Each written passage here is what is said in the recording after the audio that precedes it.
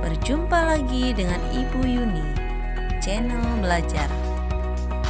Sebelum menonton video ini, silakan subscribe dan like, serta jangan lupa tekan tombol loncengnya. Terima kasih.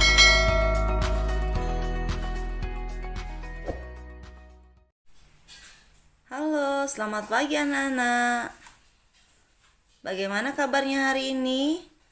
Ya, mudah-mudahan anak-anak selalu sehat walafiat ya. Bagi yang sedang sakit, mudah-mudahan lekas diberikan kesembuhan oleh Allah Subhanahu wa taala. Baiklah anak-anak, kita lanjutkan kembali ya pelajarannya hari ini. Kita masuk ke dalam tema 6, merawat hewan dan tumbuhan.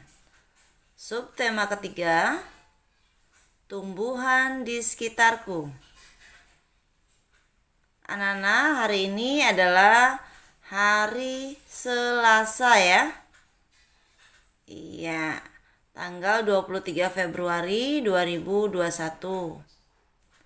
Kita masuk ke dalam pembelajaran 4, 5, dan 6.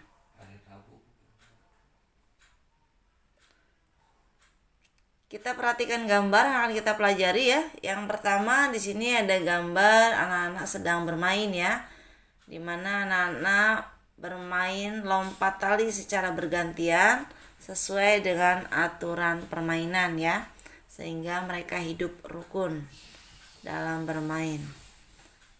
Selanjutnya di sini ada gambar kelas ya, di sekolahan ya, berada di luar kelas, di mana tertata tanaman dengan rapi dan enak sekali untuk kita pandang. Yang terakhir masih menggunakan gambar kelas ya, halaman kelas yang ditempati oleh anak-anak. Nah, di situ kita lihat gambar mereka semua saling bekerja ya, saling bekerja untuk membersihkan halaman kelas atau di sekolah ya. Mereka bekerja masing-masing dengan tugasnya dan mereka bekerja dengan cepat ya, sehingga pekerjaan yang banyak itu menjadi lebih ringan. Baik, selanjutnya Nana, kita membaca ya. Ayo membaca model plastisinku. Silahkan anak-anak membaca. Di dalam layar itu menggunakan tulisan tegak bersambung ya. Sekali lagi silahkan diperhatikan. Model plastisinku. Aku membuat model bunga mawar dari plastisin. Bahan yang aku butuhkan adalah plastisin berwarna merah dan hijau. Plastisin berwarna merah untuk mahkota bunga. Plastisin berwarna hijau tua untuk tangkai dan plastisin berwarna hijau muda untuk daun. Model plastisin ini merupakan karya seni 3 dimensi. Bentuk-bentuk yang aku temukan dalam model plastisin ini beraneka ragam. Aku suka sekali dengan hasil karya seniku ya. Itulah teks bacaan yang berjudul model plastisinku ya anak-anak. Yang perlu anak-anak perhatikan dalam teks bacaan pada layar, adakah penulisan yang kurang tepat? Ya. Untuk memperhatikan tanda baca ya, huruf kapital ya. Kita lihat di dalam teksnya. Ternyata ada beberapa yang memang kurang tepat. Yang pertama kita lihat bahan. Kenapa di situ disebutkan kurang tepat ya? Karena di situ setelah titik ya, setelah tanda titik kalimat sebelumnya ada kata bahan di mana huruf B-nya belum menggunakan huruf besar. Karena itu adalah awal kalimat ya Nana ya. Selanjutnya kita perhatikan kembali. Ya, di sini ada gambar, ada tulisan berwarna merah dan hijau. Di situ belum diberi tanda baca titik ya. Berikan warna hijau di situ. Selanjutnya, iya benar sekali. Kalimat yang terakhir di situ ada aku suka sekali dengan hasil karya seniku. Karena itu adalah awal kalimat, maka huruf A-nya harus diganti dengan huruf kapital. Aku, huruf A-nya diganti ya Nana ya. Itu ya, memperhatikan penulisan huruf kapital dan tanda baca. Selanjutnya, perhatikan model plastisin Lani ya, yang tadi sudah diceritakan oleh Lani. Ya, nanti di situ ada bunga mawar ya, bunga matahari, buah anggur, buah pisang, dan buah manggis. Kita lihat gambarnya ya Nana ya. Ini yang pertama ya, bunga mawar. Selanjutnya di sini ada bunga matahari ya. Iya, diambil madunya tuh ya sama lebah. Selanjutnya ada gambar buah anggur. Iya, ada tangkai hijaunya. Selanjutnya ada buah pisang. Dan yang terakhir buah manggis. Sebetulnya masih banyak sekali model-model plastisin yang bisa dibuat oleh anak-anak ya. Ini hanya sebagai contoh ya anak-anak. Selanjutnya anak-anak, kita akan belajar ya mengamati membuat kalimat pertanyaan dan jawaban. Kita perhatikan dulu ya. Kita perhatikan bahwa kalimat adalah satuan bahasa terkecil berwujud lisan atau tulisan yang mengungkapkan suatu pikiran yang utuh. Susunan kalimat itu terdiri dari subjek, predikat, dan objek. Di mana subjek bisa menggunakan nama orang atau keterangan waktu, ya. Kemudian predikat itu adalah kata kerja dan objek bila diperlukan. Selanjutnya, dalam suatu kalimat terdiri atas beberapa unsur anak-anak. Di antaranya ada ketepatan kosakata ya, ketepatan penggunaan huruf kapital, dan ketepatan penggunaan tanda baca. Ya, sekarang kita perhatikan pertanyaan. Anak-anak, dalam membuat pertanyaan, maka kita harus memperhatikan kata tanya ya. Kata tanya banyak sekali anak-anak ya. Ibu jelaskan di sini 7 macam kata tanya. Yang pertama, apa? Apa itu untuk menanyakan benda ya selain manusia. Biasanya kegiatan yang sedang kita lakukan. Selanjutnya ada kata siapa. Siapa itu untuk menanyakan subjek, menanyakan orang. Siapa yang melakukan dalam kegiatan tersebut? Ya. Selanjutnya ada kata di mana. Ini kata tanya di mana. Ini untuk menanyakan tentang tempat ya anak-anak. Selanjutnya ada kata kapan untuk menanyakan waktu. Waktu di sini ya bisa menanyakan hari ya, menanyakan bulan, menanyakan tanggal, atau waktu pagi, siang, ataupun sore. Itu ya Nana ya. Ya, baik, selanjutnya ada kata tanya bagaimana. Bagaimana ini untuk menanyakan proses atau cara ya, sesuatu yang kita lakukan. Selanjutnya ada kata mengapa. Mengapa ini untuk menanyakan alasan. Alasan mengapa tidak dilakukan ya, biasanya seperti itu. Dan yang terakhir di sini ya, Ibu jelaskan kata tanya berapa. Berapa ini untuk menanyakan jumlah atau berapa sering ya kegiatan tersebut dilakukan. Baik, selanjutnya Nana, kalimat tanya itu ya ada cirinya ya, diakhiri dengan tanda tanya. Ya, tolong diperhatikan. Nah, sekarang pada saat membuat jawaban juga Nana harus memperhatikan apa yang ditanyakan sehingga anak-anak sesuai ya dalam menjawabnya. Dan di sini ada juga ciri dari kalimat menjawab. Biasanya di sini menggunakan kalimat berita ya, sehingga kalimatnya diakhiri dengan tanda titik ya Nana ya. Baik, itulah tadi penjelasan ya cara menuliskan kalimat pertanyaan dan kalimat jawaban. Ayo kita menulis.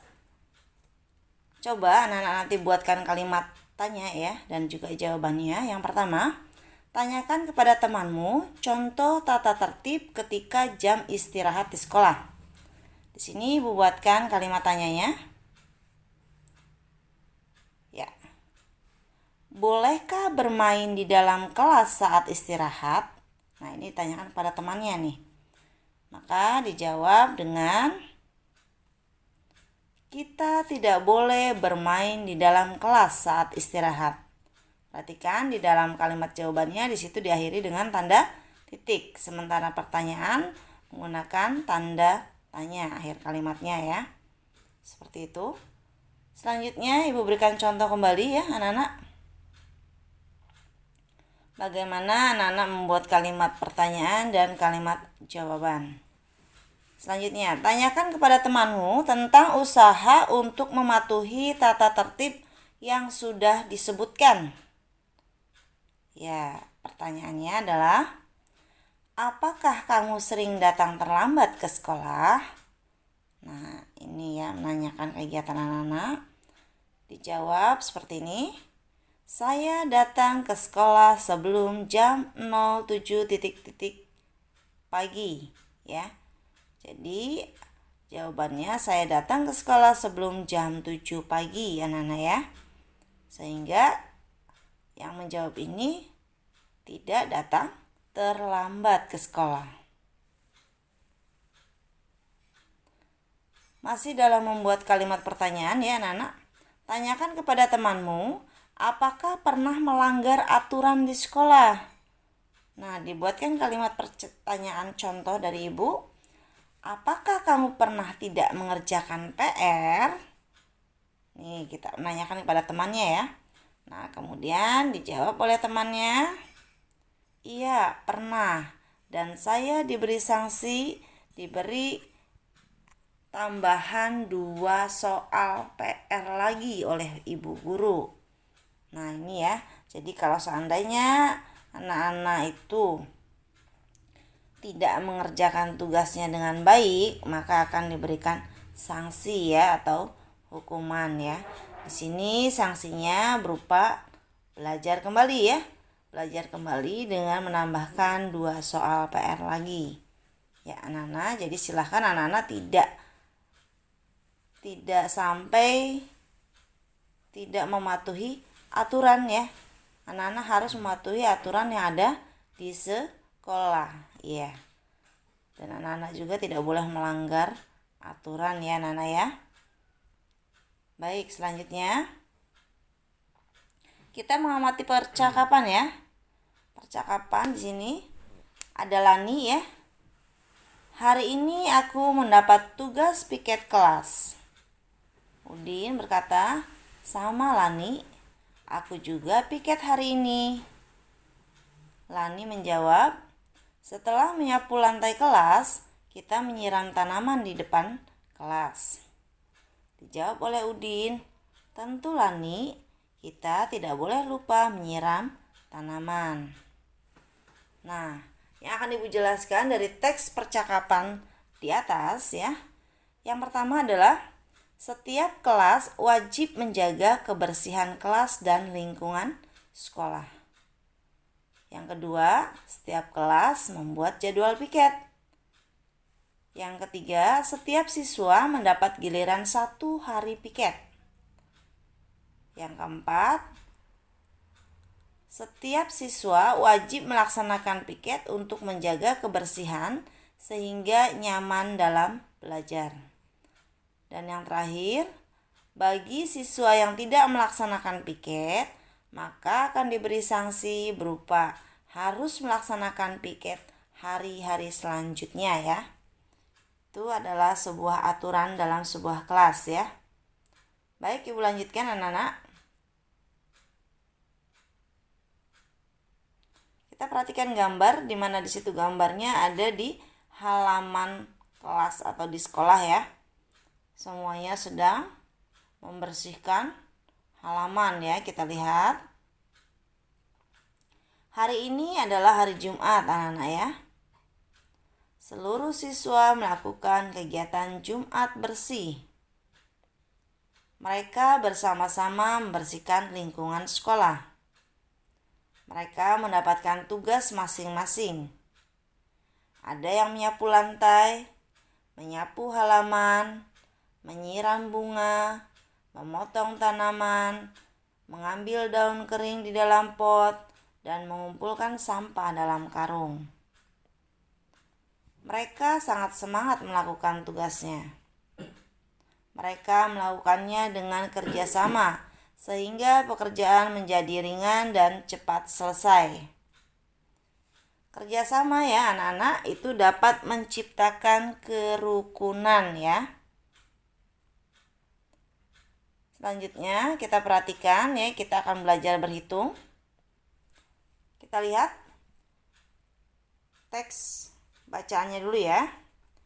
Edo memetik mangga.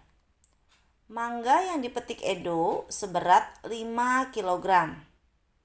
Setiap 5 ons mangga dimasukkan ke dalam kantong plastik. Berapa kantong plastik mangga yang dipetik Edo? Dapatkah kamu menemukan jawabannya? Maka ikutilah langkah-langkah berikut ya. Langkah yang pertama, diketahui mangga yang dipetik Edo adalah 5 kg. Setiap kantong plastik tadi berisi 5 ons. Sudah dituliskan diketahui. Selanjutnya langkah yang kedua, ditanyakan berapa kantong plastik mangga yang dipetik Edo? Ya. Itu ditanyakan dalam sebuah plastik ya, mangga yang sudah dipetik oleh Edo. Selanjutnya langkah yang ketiga, jawaban. Kita lihat jawabannya di samping. Ya, langkah yang ketiga itu adalah jawaban. Ya, setiap kantong plastik tadi yang sudah disampaikan ya di dalam teksnya itu adalah 5 ons. Setiap kantong plastiknya dirubah dulu ke dalam ukuran kilogram, anak-anak. Perlu diingat di mana 1 kilogram sama dengan 10 ons. Kita perhatikan. 5 ons tadi kita rubah ke dalam kilogram. Sehingga 5 dibagi 10 sama dengan setengah kilogram atau 0,5 kilogram. Ya. Sehingga 5 kg dibagi 0,5 kg. Di sini setiap kantong plastiknya ya sama dengan 10 kantong plastik. Ya. Tuh ya Nana, sehingga jawabannya adalah 10 kantong plastik. Baik, selanjutnya perhatikan ya bagaimana cara membuat buku ringkasan tentang pengukuran berat benda. Yang pertama ya anak-anak, dalam membuat buku ringkasan itu adalah yang pertama ada halaman 1. Berisi identitas kelompok dan nama anggota kelompok. Contoh ya anak-anak, di halaman lembar yang pertama ini ya dituliskan di situ tugas matematika. Kemudian di bawahnya disusun oleh kelompok 1 misalkan. Kemudian ada ketuanya siapa ya, misalkan Anton. Nama anggotanya sebutkan, seandainya ada 5 sebutkan semuanya 5 nama anggotanya. Dalam halaman 1 ya itu. Kalau itu kita sebut dengan cover biasanya ya Nana ya. Untuk halaman 1. Selanjutnya halaman yang kedua ini berisi tentang deskripsi buku. Maksudnya buku di sini ya adalah buku yang anak-anak sedang pelajari. Buku ini adalah buku ringkasan tentang pengukuran berat benda. Buku ini disusun oleh Lina, Beni, dan Udin. Buku ini dibuat pada hari Selasa 19 Desember 2017. Nah, ini adalah menceritakan buku yang sedang anak-anak buatkan ringkasannya ya, sehingga dijelaskan apa saja di situ. Ada yang namanya penyusunnya siapa ya, kemudian waktu dibuatnya kapan ya, dijelaskan ya. Selanjutnya adalah halaman ketiga. Halaman ketiga di sini berisi gambar macam-macam alat pengukuran berat. Boleh anak-anak ambil gambarnya itu dari majalah ya, kemudian gunting dan tempelkan. Selain pengukuran berat, bisa juga anak-anak mencari tangga ukuran berat di situ, sehingga jelas ya, tidak hanya gambar alat untuk mengukurnya saja, tapi juga tangga ukurannya.